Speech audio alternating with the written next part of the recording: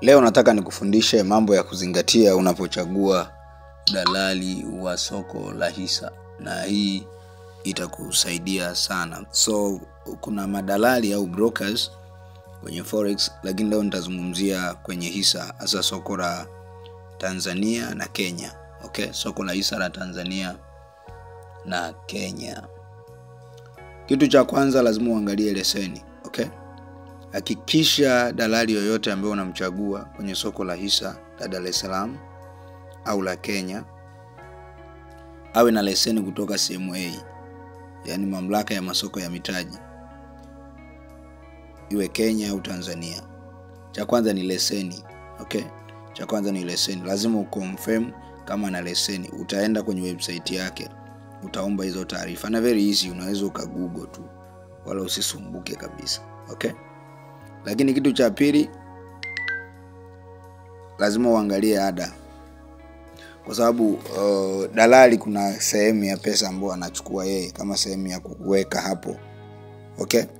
Kwa hiyo lazima uangalie pia ada, anakata kiasi gani, tume yake ni kiasi gani ambayo anakata, au commission yake ni kiasi gani ambayo anaichukua. So wanatofautiana, sio wote wana commission ya aina moja. Okay?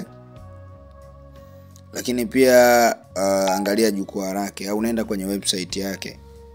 Website yoyote ile ya dalali ni vizuri ikiwa na contact, ikiwa na yani iwe ni rahisi kumpata. Sawa? Kwa sababu kama ni ngumu kumpata, maana yake ukipata shida inakuwa shida yako, yeye anakuwa ametulia huko aliko. Kwa hiyo hili ni jambo la msingi kufuatilia. Lakini kitu kingine, hakikisha huduma kwa wateja iko vipi. Remember kuna namba zao au madalali. Video inayofuata naweza nikakuwekea namba, na hizo namba wao wanazitoa kwenye website zao. Okay? Ukienda DSE moja kwa moja direct, unaweza kupata ugumu kupata taarifa zao. Okay? That's why lazima uende kwenye website zao, na kuwajua ni very easy. Unapokuwa unafungua account DSE online, utakuta sehemu ya blocker, watakuja majina yao, unachukua majina yao yote, kina Orbit yao. Okay? Orbit mimi namuelewa zaidi kuliko hao wengine.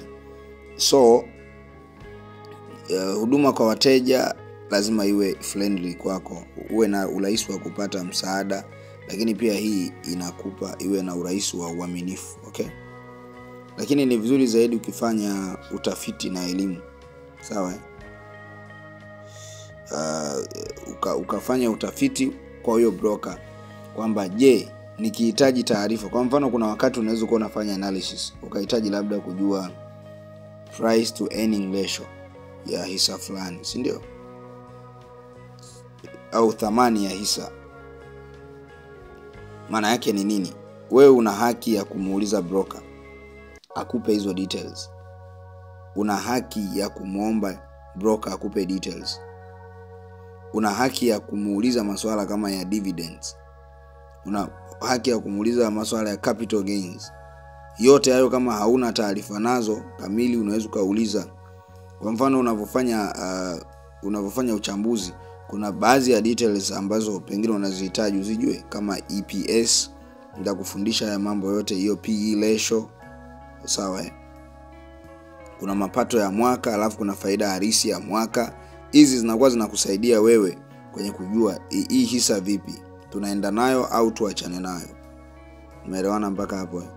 Yes. So ni muhimu. Sasa hizo details unaweza ukazipata kwa broker. Kama ni mkali unamtafuta anakujibu short, maana yake hiyo itakuwa sio rafiki kwako.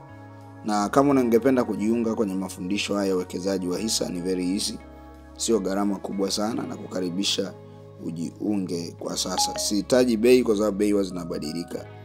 Mtu unamtajia bei leo, anakuja na bei hiyo hiyo baada ya miaka 5. So karibu sana kwenye kujifunza, na wale ambao mnahitaji kufunguliwa account, nitakuwa nawafungulia kwa $20 peke yake, kuanzia mwanzo hadi mwisho, mpaka nakupa zile CDS accounts. Karibu sana.